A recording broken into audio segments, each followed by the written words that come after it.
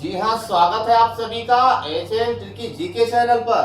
तो हम चर्चा करेंगे हिंदी के अंतर्गत आने वाले अति महत्वपूर्ण और परीक्षा उपयोगी प्रश्नों पर। इसके पिछले पार्ट में यानी भाग 4 में अब तक 118 अति महत्वपूर्ण प्रश्नों पर हम चर्चा कर चुके हैं। अगर वो वीडियो आपने मिस किया है तो आप प्लेलिस्ट में जा करके उसको देख सकते हैं। आइए हम और आप मिलकर ये हिंदी के अति महत्वपूर्ण प्रश्नों को सॉल्व करें। चलिए प्रश्न नंबर 119, सर्वनाम। सर्वनाम शब्द का अर्थ बताइए। सर्वनाम शब्द का अर्थ क्या है? तो सही कहा आपने, सबका नाम। सर्वनाम शब्द का शाब्दिक अर्थ क्या है? सबका नाम, यानी जो शब्द सभी नामों के बदले प्रयोग किया जाए उसे सर्वनाम कहते हैं। जैसे मैं, मुझे, वह, उसे, उनको, ये क्या है?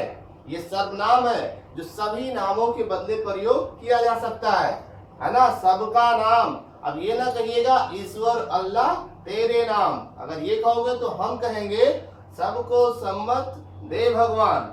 चलिए प्रश्न नंबर 120। प्रश्न नंबर 120 देखिएगा, सर्वनाम किस प्रकार का शब्द है? क्या जवाब होगा? चलिए आप सोचते रहिए। सर्वनाम जो है एक विकारी शब्द है, यानी सर्वनाम बदल सकता है क्रिया के अनुसार। क्रिया अगर स्त्रीलिंग है तो सर्वनाम क्या हो जाएगा? स्त्रीलिंग हो जाएगा। अगर क्रिया पुल्लिंग है तो सर्वनाम भी पुल्लिंग होगा। यानी क्रिया में, यानी सर्वनाम में या सर्वनाम बदल सकता है, इसीलिए उसको कहते हैं विकारी शब्द। भिखारी नहीं, विकारी शब्द। थोड़ा ध्यान से सुनो। और सर्वनाम जो है विशेष भी शब्द है ना? संज्ञा, सर्वनाम, क्रिया और विशेषण, ये सभी क्या है? ये विकारी शब्द है, ठीक है ना? और जो सर्वनाम शब्द है वो क्या है? वो विशेष के अंतर्गत आएगा। तो ये हो गया सर्वनाम, ठीक है ना? अब देखिएगा प्रश्न नंबर 121। आप ये बताइए कि थका हुआ शरीर और हारा हुआ मन क्या सपने सजा सकता है? देखिए, थका हुआ शरीर और हारा हुआ मन न सपने देख सकता है, न सपने संजो सकता है और न ही सपनों को पूरा कर सकता है। इसलिए स्वस्थ रहिए, व्यस्त रहिए, मस्त रहिए और अपना हौसला बनाए रखिए। इसके अलावा कुछ ना कुछ करते रहिए, कुछ अपने लिए तो कुछ अपनों के लिए, ठीक है? आगे बढ़ते हैं। ये बताओ कि विशेष के स्थान पर प्रयुक्त होने वाले शब्द को क्या कहते हैं? ध्यान दीजिएगा, विशेष के स्थान पर प्रयुक्त होने वाले शब्द को सर्वनाम कहते हैं। क्या कहते हैं? सर्वनाम, ठीक है ना? यानी कि विशेष ना कह दीजिए यहाँ पर, तो संज्ञा कर दीजिए। तो संज्ञा के स्थान पर प्रयुक्त होने वाले शब्द को सर्वनाम कहते हैं। ये जो परिभाषा है ये हम लोग शुरू से पढ़ते आए हैं कि संज्ञा के स्थान पर प्रयुक्त होने वाले शब्द को सर्वनाम कहते हैं। अब बताओ संज्ञा है क्या? विशेष है ना? तो विशेष के स्थान पर प्रयुक्त होने वाले शब्द को क्या कहेंगे? सर्वनाम कहेंगे, ठीक है? तो परीक्षा में घुमाता भी है, इसलिए थोड़ा सतर्क रहिए, सावधान रहिए। चलिए प्रश्न नंबर 122, सर्वनाम कितने प्रकार के होते हैं? प्रकार बताना है। परीक्षा में यही रौद्र रूप धारण कर लेता है। यहाँ से पढ़ के जाते हैं 4, 5, 6, क्लियर है नहीं उसमें क्या सही है? तो इसको याद करने का सबसे रोचक तरीका हम आपको बताते हैं। ये क्या लिखा हुआ है? सर्वनाम लिखा हुआ है, लेकिन इसके ऊपर देखिएगा क्या लिख रहे हैं। ये कितना लिखा है? 6। तो सर्वनाम में आपको क्या दिखता है? 6 दिखता है। सर्वनाम 6 प्रकार के होते हैं, है ना? परीक्षा में यही रौद्र रूप धारण कर लेता है, यही कंफ्यूजन हो जाती है कि 5 होगा कि 6 होगा, है ना? तो आप देखिए सर्वनाम में आपको 6 दिख रहा होगा, यानी सर्वनाम 6 प्रकार के होते हैं। अब आपसे परीक्षा में गलती नहीं होगी। अब आ जाए, हिम्मत हो तो ये क्वेश्चन आप डायरेक्ट 6 पर टिक करेंगे और हंसते हुए आगे बढ़ जाएंगे। और इसे हम चाहते भी हैं कि आप हंसते हुए आगे बढ़िए।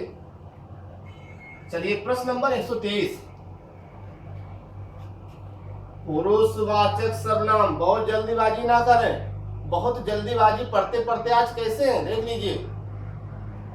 ऐसे हैं और फिर जल्दी जल्दी पढ़ेंगे तो फिर कैसे रहेंगे। इसलिए चीजों को समझने का प्रयास करें। पुरुषवाचक सर्वनाम किसे कहते हैं?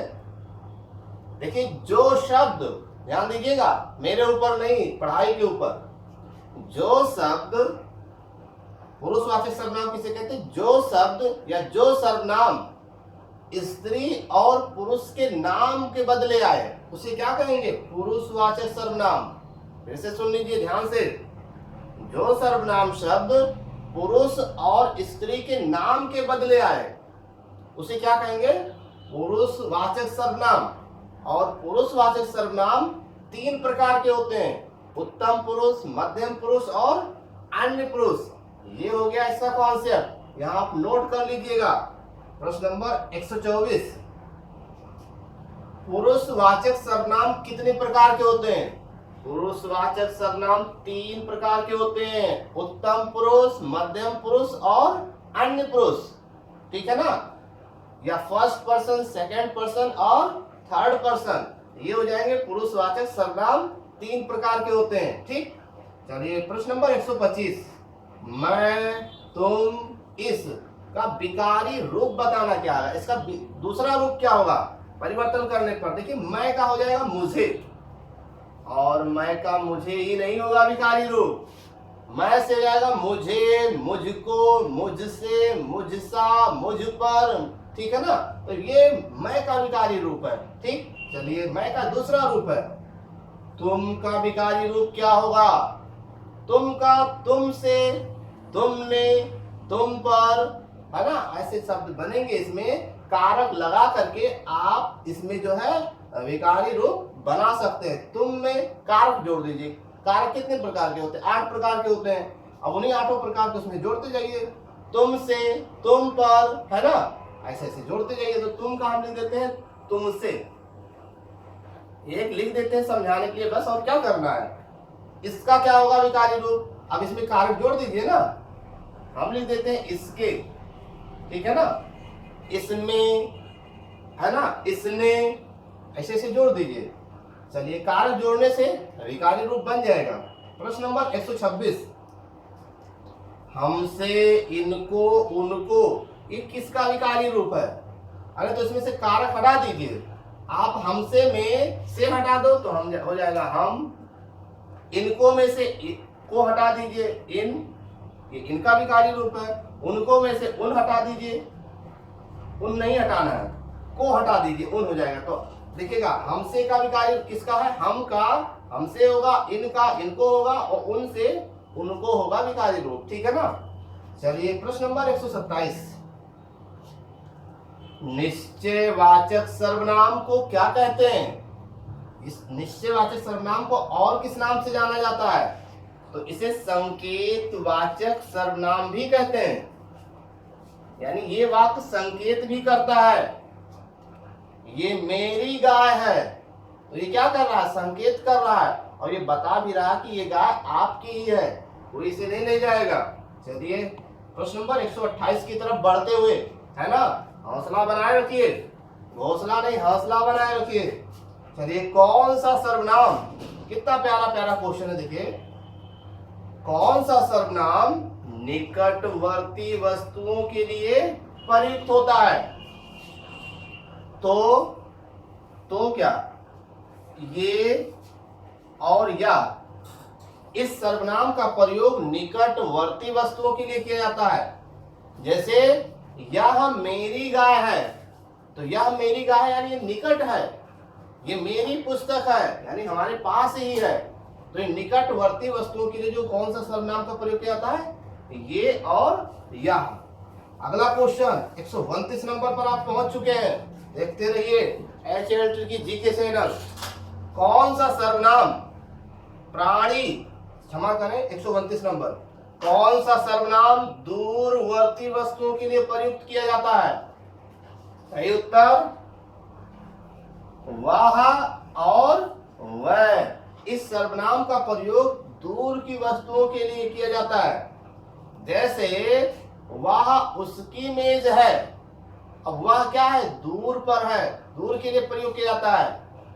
वह उनके हथियार हैं, यानी दूर की वस्तुओं के लिए वाह और वह का प्रयोग किया जाता है, इसको समझते रहिए।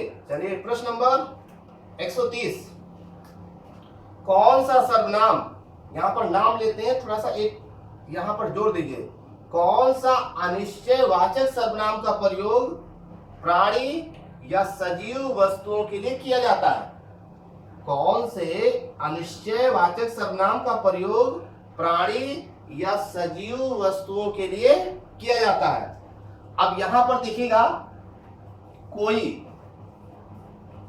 ठीक है ना, कोई एक अनिश्चयवाचक सर्वनाम के अंतर्गत आएगा और जो कोई सर्वनाम है इसका प्रयोग प्राणी के लिए किया जाता है और सजीव वस्तुओं के लिए किया जाता है। जैसे यहां कोई आया था, है ना, अब कोई इंसान ही तो होगा, कोई सजीव वस्तु ही तो होगी। लेकिन अगर ये कहा जाए इनमें से कौन से अनिश्चयवाचक सर्वनाम में निर्जीव वस्तुओं के लिए प्रयोग किया जाता है, तो कुछ, चलिए यहां से समझिए, कुछ, कोई और कुछ ये अनिश्चयवाचक सर्वनाम के अंतर्गत आएगा। कोई प्राणी या सजीव वस्तुओं के लिए और कुछ जो है निर्जीव वस्तुओं के लिए प्रयोग किया जाता है। जैसे दाल में कुछ काला है या फिर चाय में कुछ गिर गया है, तो कुछ जो है वो क्या है, वो यहाँ पर निर्जीव वस्तुओं के लिए, जैसे उसने कुछ खाया है, अब जो कुछ खाया है तो क्या खाया होगा, निर्जीव वस्तु खाया होगा, ठीक है। चलिए तो ये हो गया। प्रश्न नंबर 132 की तरफ बढ़ते हुए चलिए, कौन सा सर्वनाम वक्ता के लिए प्रयोग किया जाता है? तो कौन सा सर्वनाम, अब देखिए पुरुषवाचक सर्वनाम के अंतर्गत 3 प्रकार के पुरुषवाचक सर्वनाम होते हैं। तो पहला कौन सा होगा, उत्तम पुरुष। कौन सा पुरुष, उत्तम पुरुष, है ना। उत्तम पुरुष यानी स्वयं बात कहने वाला, ठीक। जैसे मैं, मुझे, मेरा, हमारा, मुझको, ये सब किस में आ जाएगा, उत्तम पुरुष के लिए। 133 नंबर पर किस सर्वनाम का प्रयोग पाठक या श्रोता के लिए प्रयोग किया जाता है? तो मध्यम पुरुष। कौन सा पुरुष, मध्यम पुरुष। पुरुषवाचक सर्वनाम के अंतर्गत मध्यम पुरुष का प्रयोग पाठक या श्रोता यानी पढ़ने वाले के लिए या सुनने के वाले के लिए प्रयोग किया जाता है ना। जैसे तुम, तुम्हें, तुमको, आप, आपसे, ये सब किस में आ जाएगा, मध्यम पुरुष में। प्रश्न नंबर 134, किस सर्वनाम का प्रयोग वक्ता और श्रोता को छोड़कर किया जाता है? तो सही उत्तर अन्य पुरुष यानी थर्ड पर्सन का प्रयोग वक्ता और श्रोता को छोड़कर किया जाता है। जैसे कि वह, वह, इससे, इसको, उसको, उनको, उनसे, ये सब अन्य पुरुष के अंतर्गत आ जाएगा। चलिए प्रश्न नंबर 135 की तरफ चलिए। आप ये बताइए कि जिंदगी में या जीवन में सबसे महत्वपूर्ण क्या है? देखिए जिंदगी में सबसे महत्वपूर्ण है इंसान का जिंदा रहना, है ना। अगर इंसान जिंदा है तो ये उसके लिए सबसे अधिक आवश्यक है, ठीक। चलिए प्रश्न नंबर 135, जो, सो किस सर्वनाम के अंतर्गत आएगा? तो जो और सो जो है वो संबंधवाचक सर्वनाम के अंतर्गत आएगा, ठीक है ना। चलिए प्रश्न नंबर 136, कौन सा सर्वनाम प्रश्न पूछता है?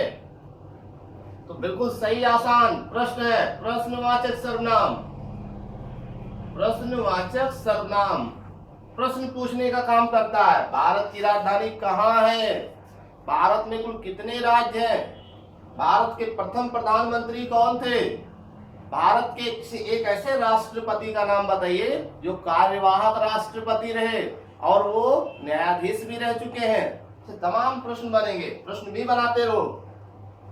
चलिए प्रश्न नंबर 137, ठीक है।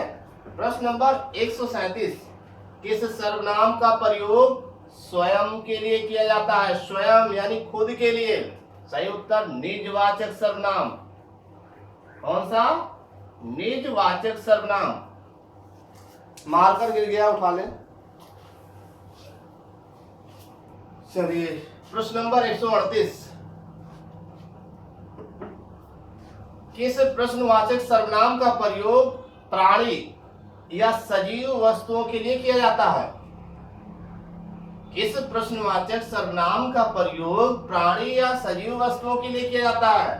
ठीक है ना? तो यहां पर लिख सकते हैं आप कौन। कौन आया था? अरे कोई इंसान ही रहा होगा ना, ठीक है ना? कौन गया था? तो ये जो कौन है इसका जो है प्रयोग प्राणी या सजीव वस्तुओं के लिए प्रयोग किया जाता है, तो ये भी ध्यान रखिएगा। प्रश्न नंबर 139, किस प्रश्नवाचक सर्वनाम का प्रयोग निर्जीव और निर्जीव वस्तुओं के लिए किया जाता है? जी हाँ, जल्दी बताइए। क्या क्या होगा? क्या होगा? क्या क्या होगा? ठीक है ना? तुमने क्या खाया था? ठीक, तो इस वाक्य में जो क्या है वो निर्जीव वस्तुओं के लिए प्रयोग किया जाता है, तो ये ध्यान रखना है।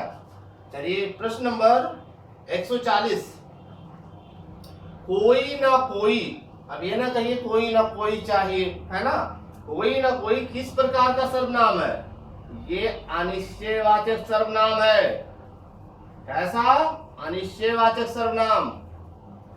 अब जैसे कह दिया जाए कुछ कुछ, अब ये ना कहिएगा होता है, अगर चलो कह भी देते हैं कुछ कुछ होता है, इस वाक्य में अनिश्चयवाचक सर्वनाम का प्रयोग किया गया है।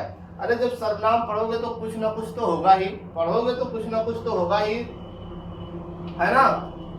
हर दिन, हर एक, तो इस टाइप का जो होगा वो अनिश्चयवाचक नहीं, हर दिन नहीं, हर कोई, ठीक, या कुछ कुछ, तो इस तरीके से अनिश्चयवाचक वाक्य में आ जाएगा। चलिए प्रश्न नंबर 141 की तरफ बढ़ते हुए, चाय में क्या गिर पड़ा? इस वाक्य में क्या किस प्रकार का इस पे प्रयोग किया गया है सर्वनाम का? चाय में क्या गिर पड़ा? देखिए बहुत ही आसान प्रश्न है ये, प्रश्नवाचक सर्वनाम है। प्रश्नवाचक सर्वनाम, इसमें प्रश्न पूछा जाता है या प्रश्न पूछा जा रहा है। चलिए प्रश्न नंबर 142, वह, तुम, तुमको और आप, ठीक है ना? वह, तुम, तुमको, आप, इसमें जो है किस पुरुषवाचक सर्वनाम का प्रयोग किया गया है? तो वह को हटा देते, नहीं तो ये क्वेश्चन गलत हो जाएगा। ठीक, तुम, तुमको और आप, इसमें किस पुरुषवाचक सर्वनाम का प्रयोग किया गया है? इसमें मध्यम पुरुष का प्रयोग किया गया है, ये मध्यम पुरुष के अंतर्गत आएंगे, ठीक है ना? चलिए प्रश्न नंबर 143, उसने कुछ नहीं खाया, इस वाक्य में कुछ क्या होगा?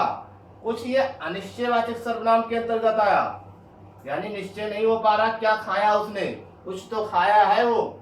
चलिए प्रश्न नंबर 144 देख लीजिए, जैसी करनी वैसी भरनी। जी हाँ, पाप का भी घड़ा धीरे धीरे भरता है और ज्ञान का भी घड़ा धीरे धीरे भरता है, तो जैसी करनी वैसी भरनी, ये पहले जो सर्वनाम है दूसरे सर्वनाम से इसका संबंध है, ये किसके अंतर्गत आएगा? ये संबंधवाचक सर्वनाम के अंतर्गत आएगा, संबंधवाचक सर्वनाम के अंतर्गत आएगा, ध्यान रहे इसमें, ठीक है ना? पहले सर्वनाम का संबंध वाक्य के दूसरे सर्वनाम से है या फिर पहले सर्वनाम का संबंध दूसरे सर्वनाम से है, तो वो संबंधवाचक सर्वनाम के अंतर्गत आएगा। जैसी करनी वैसी भरनी ही नहीं, जिसकी लाठी उसकी भैंस भी हो सकता है, जो है ना? या इसके अलावा आगे बढ़िए, ठीक है ना? बहुत ज्यादा ना विचार करिए। मैं यह काम स्वयं कर लूंगा, इस वाक्य में स्वयं किस प्रकार का सर्वनाम है? ये निजवाचक सर्वनाम है, बहुत आसान है ये सब, लेकिन एक बार देख लेना बहुत जरूरी है। बहुत ओवर कॉन्फिडेंस में चीजें गलत हो जाती है। वह पुस्तक पढ़ता है, ये निश्चयवाचक सर्वनाम है कि अनिश्चयवाचक सर्वनाम है? ये निश्चयवाचक सर्वनाम के अंतर्गत आएगा। प्रश्न नंबर 146 देख लीजिए, तुम्हें स्कूल जाना चाहिए, इस वाक्य में तुम्हें किस प्रकार के पुरुषवाचक सर्वनाम का प्रयोग किया गया है? तो तुम्हें, ये मध्यम पुरुष का सर्वनाम का प्रयोग किया गया है, मध्यम पुरुष, ठीक है ना? यानी श्रोता, यानी सुनने वाला, तुम्हें स्कूल जाना पड़ेगा। चलिए प्रश्न नंबर 147, हम खुद ही इधर आ गए, हैं? कैसे आ गए? हम खुद ही इधर आ गए, इस वाक्य में खुद क्या है? ये निजवाचक सर्वनाम है, निजवाचक सर्वनाम जो धर्मांधता को भी प्रकट करता है, ये ध्यान रखिएगा। मैं खुद कर लूंगा, मैं खुद ही पढ़ लूंगा, तुम्हारी कोई जरूरत नहीं है, मैं खुद ही मर जाऊंगा। क्षमा करें और आगे बढ़े। 148 देखिएगा, यह वही लड़का है जिससे गीता की शादी हो रही है। या से या हो जाएगा, जिससे से जिससे, यानी ये सर्वनाम इस सर्वनाम से जुड़ रहा है, यानी एक सर्वनाम दूसरे सर्वनाम से जुड़े तो वहां पर क्या होगा, वहां पर वही होगा यहाँ पर संबंधवाचक सर्वनाम। ऐसे से देख करके लिख लो आप लोग, ऐसे से देख के लिख लो संबंधवाचक सर्वनाम। जो महत्वपूर्ण चीज है उसको नोट भी कर लो, बाकी यानी तो है, उसमें कोई शक नहीं है। हम आपको महासागर समझ के पढ़ा रहे हैं, ध्यान रखिएगा। 149 है ना, सर्वनाम बदल जाता है, इसके किसके आधार पर, ये वचन के आधार पे बदल सकता है, ये कारक के आधार पे बदल सकता है, ये लिंग के आधार पर भी बदल सकता है, स्त्रीलिंग और पुल्लिंग के आधार पर, ठीक है ना। तो यानी सर्वनाम बदल सकता है, वचन, कारक, लिंग। चलिए प्रश्न नंबर 150। प्रश्न नंबर 150 है, इन उन का विकारी रूप बताना है। तो इन उन में जो है वो जोड़ दीजिए कारक, इन का जोड़ दीजिए इनसे, क्या हो जाएगा, इन से। तो इनसे, इनके, है ना, इनमें, उनका विकारी रूप बता दीजिए, उनके, उनका विकारी रूप हो जाएगा। और क्या, उनमें का जोड़ दीजिए, के जोड़ दीजिए, ने जोड़ दीजिए, में जोड़ दीजिए, तो इस तरीके से विकारी रूप बन जाता है। तो ये थे हिंदी से संबंधित कुछ महत्वपूर्ण और परीक्षा उपयोगी प्रश्न। हमारे वीडियोस देखने के लिए आपको बहुत